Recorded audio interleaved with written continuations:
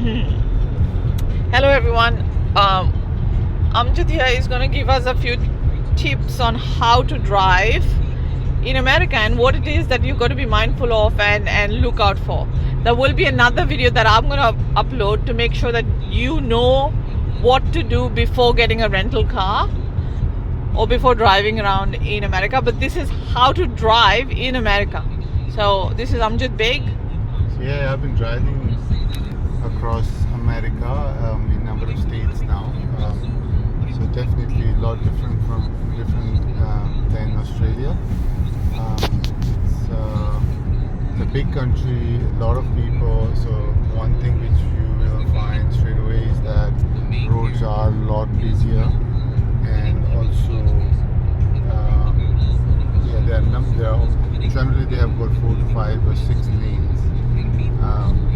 I think the main difference which I found is that one of the key differences is that definitely everything is in miles, so you have to be that's what makes a difference. They use miles for measuring distances, so that's one difference. But yeah, it's one strange thing is that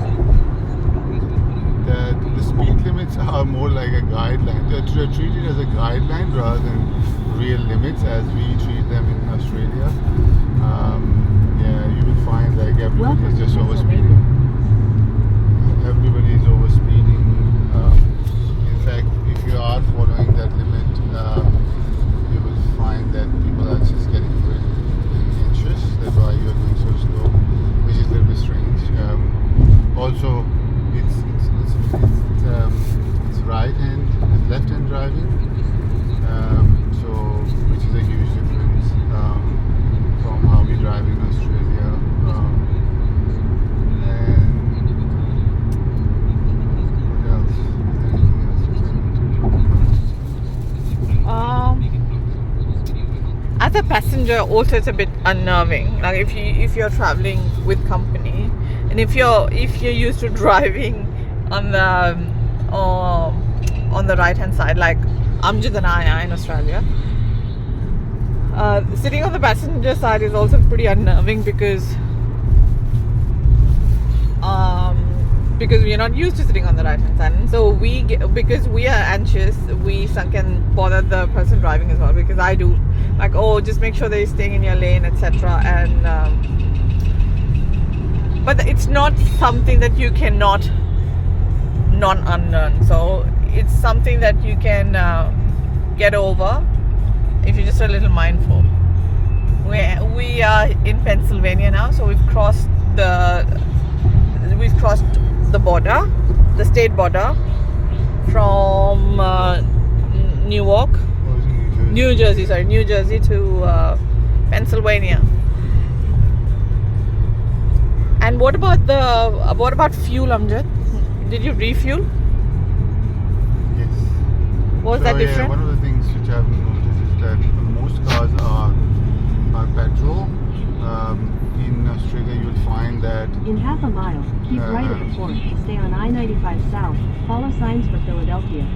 Like, there are some instructions around, like, if it's a diesel car or is it so which type of fuel goes into the car. In here, you won't find it in most cars. It's kind of given that it's keep right at the port to stay on I-95 South. That it's a petrol car, which is a little bit different. So first time I think continue it took for us a 19 while miles before we figured out that it's a petrol car, because there were no instructions. We called the company up, the rental. We called the rental company and they said, look, all our cars are petrol, blah blah. And then this is what we noticed in every other car which we have rented after that there are no instructions. I think, and we haven't actually rented any diesel car yet, but maybe on diesel there would be like some sort of instructions saying. Yeah, and then there's a color thing as well, Amjad, that we can be mindful of, right? I think black and green. green. It's perfect. Thank you so much. Bye.